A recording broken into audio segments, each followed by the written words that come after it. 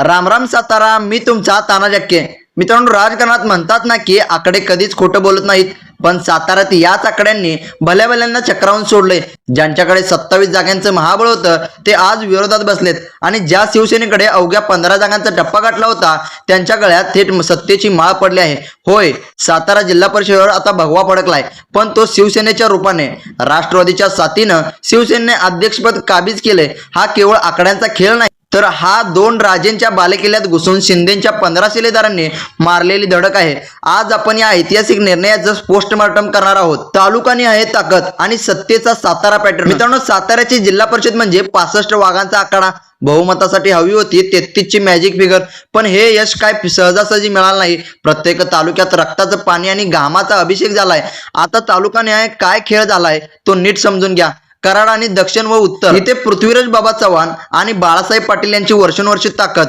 पण मित्रांनो, यावेळेस महायुतीने आणि भाजपने या बालेकिल्ल्यात घुसून मोठी मुसंडी मारली. त्यांना धक्का देत इथल्या मतदारांनी बदलाची नांदी दिली आणि तिथूनच भाजपच्या 27 आकड्याला बळ मिळालं. पाटण शंभूराजेंचा पोलादीगड. साताऱ्यात शिवसेनेच्या या 15 आकड्यांची पायाभरणी कुठे झाली असेल तर ती पाटणमध्ये. जिल्ह्याचे पालकमंत्री शंभूराज देसाई यांनी आपला हा पोलादीगड फक्त शाबूत राखला नाही, तर इथून शिवसेनेला मोठी रसद पुरवली. पाटणचा वाघ जर डरकाळी फोडत नसता हा 15चा आकडा गाठणं मुश्किल झाला असता. वाई, खंडाळा, महाबळेश्वर. मकरंद पाटलांची चाणक्य नीती. इथे चालतं फक्त एकच नाव, मकरंद पाटील. त्यांनी आपली 20 जागांची ताकद इथे पुन्हा एकदा सिद्ध केली. पण पाटलांनी यावेळी राजकारण केलं नाही, तर समाजकारण आणि भविष्य पाहिलं. स्वतःकडे 20 जागांचं पारडं जड असतानाही त्यांनी शिवसेनेला साथ देऊन मोठेपणा दाखवला. हा साताऱ्याच्या सत्तेतला खरा टर्निंग पॉईंट ठरलाय. मान खटाव आणि गोरेंचा संघर्ष पण एकला चलो रे. आमदार जयकुमार गेवरे यांनी खेपसाठी 27 पैकी सर्वात मोठी खेप याच भागातून आणली होती. मान खटावच्या दुष्काळी मातीत त्यांनी कमळ फुलवलं खरं, पण दुर्दैवाने इतर मित्रपक्षांच्या अभावामुळे 27चा आकडा आज सत्तेच्या उंबरठ्यावर येऊन एकाकी पडला. बळ होतं पण साथ नव्हती. कोरेगाव, महेश शिंदेचे धडक. कोरेगावमध्ये महेश शिंदेंनी जी आक्रमकता दाखवली ती थेट मुंबईपर्यंत गाजली. शिवसेनेच्या 15 शिलेदारांमध्ये कोरेगावच्या वाघांचा मोठा वाटा आहे. त्याच्या याच धडकेमुळे शिवसेनेला किंगमेकरच्या भूमिकेत येतात आलं. प्रकरण 3चे राजकीय विश्लेषण. 15चा पाडा आणि सत्तेचा घोडा. मित्रांनो, साताऱ्याच्या सत्तानाट्यामध्ये 15 हा आकडा एक संख्या राहील नाही, तर तो सत्तेचा रिमोट कंट्रोल बनला आहे. याचं विश्लेषण आपण 3 मुख्य मुद्द्यात करूया. संख्याबळ आणि विरोधी रणनीती. भाजपकडे 27 जागा होत्या, म्हणजे ते विजयापासून फक्त 6 पावलं दूर होते. तांत्रिकदृष्ट्या भाजप सर्वात मोठा पक्ष होता, पण राजकारणात कधी कधी मोठं असण्यापेक्षा गरजेचं असणं जास्त महत्वाचं असतं. शिवसेनेच्या 15 जागा अशा ठिकाणी होते की ज्यांच्याशिवाय कोणाचंच पान हलणार नव्हतं. शंभूराज देसाईंनी हीच नस ओळखली आणि 15 जागांचा वापर करून थेट अध्यक्षपदावरच दावा ठोकला. वर्षा बंगल्याचा पॉवर गेम. हा निकाल साताऱ्यात लागला असला तरी याची स्क्रिप्ट मुंबईत वर्षा बंगल्यावर लिहिली गेली होती. उपमुख्यमंत्री एकनाथ शिंदे यांना आपल्या जिल्ह्यात शिवसेनेचा भगवा फडकवायचा होता. त्यांनी राष्ट्रवादीला, अजित पवार गटाला सोबत घेऊन असं चक्रव्यूह रचलं की 27 असूनही भाजपला विरोधी बाकावर बसावं लागलं. यालाच म्हणतात ना किंगमेकर पॅटर्न. भाजपची कोंडी आणि शिवसेनेची भरारी. या निकालाने एक गोष्ट स्पष्ट केली की साताऱ्यात आता फक्त राजकारणाचं वजन चालणार नाही, तर मित्रपक्षांना सोबत घेतल्याशिवाय सत्ता मिळवणं कठीण आहे. शिवसेनेनं 15 जागा जिंकून हे सिद्ध केले की ते जिल्ह्याच्या राजकारणात आता दुय्यम नाहीत, तर मुख्य भूमिकेत आले आहेत. 27 विरुद्ध 35च्या या लढाईत कमी जागा पण जास्त अधिकार हे सूत्र शिवसेनेने यशस्वी करून दाखवलं. थोडक्यात सांगायचं तर भाजपने मैदान मारलं, पण शिवसेनेने आणि राष्ट्रवादीने मिळून थेट किल्ला जिंकला. प्रकरण 4, आमदारांची चाणक्य नीती आणि भाजपला बसलेले चेकमेट. मित्रांनो, साताऱ्याच्या या सत्तापलटाच्या मागे कोणताही योगायोग नाही, तर हे 3 किंगमेकर आहेत ज्यांनी भाजपला सत्तेच्या उंबरठ्यावर रोखलं. या 3 चेहऱ्यांनी साताऱ्याच्या राजकारणाची कुंडली कशी बदलली त्याचं हे विशेष विश्लेषण. शंभूराज देसाई शब्दांचा पक्का.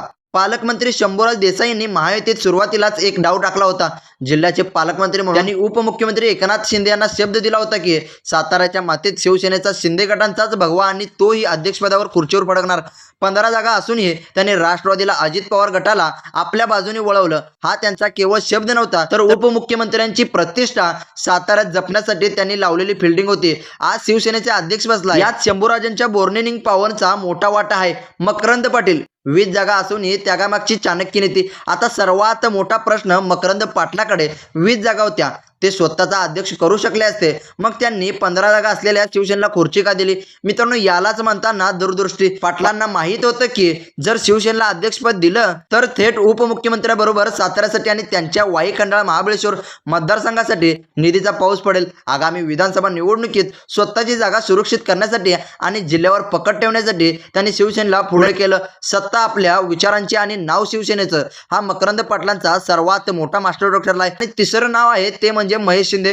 कोरेगावची फायटर होती. शिवसेनेला 15च्या आकड्यापर्यंत पोहोचण्यासाठी कोरेगावचे आमदार महेश शिंदे यांनी जी ताकद लावली ते निर्णायक ठरले. त्यांनी केवळ आपल्या मतदारसंघात जागा निवडून आणली नव्हती, तर जिल्ह्यात शिवसेनेचे ब्रँड मजबूत केला. महेश शिंदेच्या या आक्रमकतेमुळे भाजपला हे कळून चुकलं की आता साताऱ्यात फक्त जुनी समीकरणे चालणार नाहीत, तर नवीन शिलेदार सुद्धा तितकेच ताकदवान आहेत. त्यांच्या या रेट्यामुळेच भाजपवर दबाव निर्माण झाला आहे आणि सत्तेचे गणित बदलले आहेत. थोडक्यात विश्लेषण, चेकमेट कसा झाला? भाजप 27 जागा घेऊन मैदानात उभा होता, पण या तिघांनी मिळून अशी तटबंदी उभारली की भाजपला आज शिरता आला नाही. शंभूराजेंनी सत्तेचं नियोजन केलं, मकरंद पाटलांनी मोठ्या भावाची भूमिका घेत पाठिंबा दिला, महेश शिंदेने जमिनीवर ताकद उभी केली. याचा परिणाम असा झाला की 27 जागा असूनही भाजप एकाकी पडला आणि 35च्या बहुमताने शिवसेना राष्ट्रवादीने साताराच्या गादीवर आपला हक्क सांगितला. यालाच म्हणतात राजकारणातला खरा चेकमेट.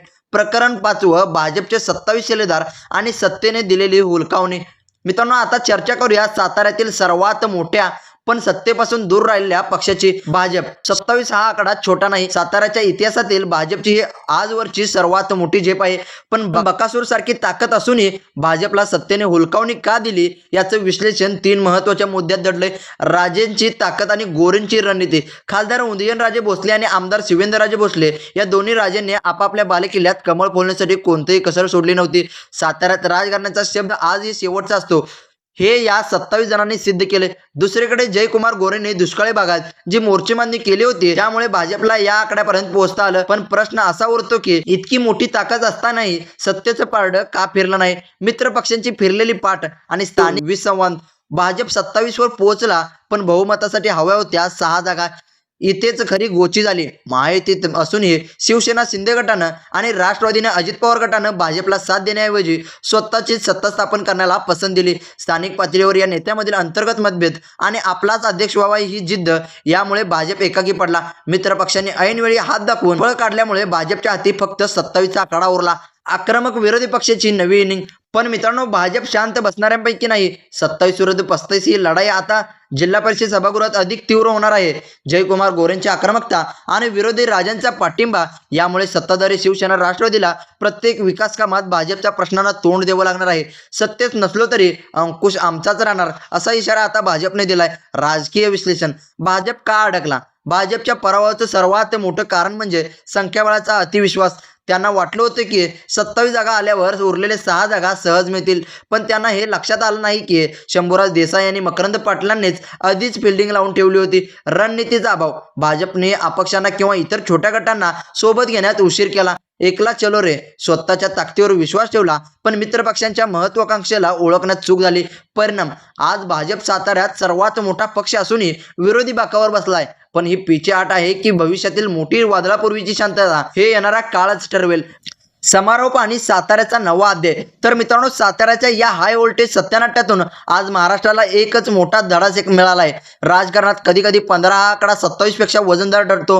हे गणित शाळेतल्या पुस्तकात बसणार नाही, पण साताऱ्याच्या राजकारणात हे सर्वात मोठं सत्य आहे. राजकारण हे फक्त आकड्यावर नाही, योग्य वेळी घेतलेल्या योग्य निर्णयावर आणि चाणक्यपणे मांडलेल्या तहावर चालतं. आज जिल्हा परिषदेच्या सत्तेच्या तेव्हा शंभूराज देसाई आणि मकरंद पाटील या जोडीने आपल्याकडे ठेवले आहेत. पण प्रश्न उरतोच की ही युती साताऱ्याच्या विकासाला नवी गती देणार, भाजपच्या 27 आक्रमक शिलेदारांना या सत्तेला प्रत्येक पावलावर सोळो की पळो करून शंभूराज देसाई उपमुख्यमंत्रीवरून आणलेला शब्द पूर्ण केला. मकरंद पाटलाने किंगमेकरची भूमिका बजावली आणि महेश शिंदेने आक्रमकतेचा नवा पायडा पाडला.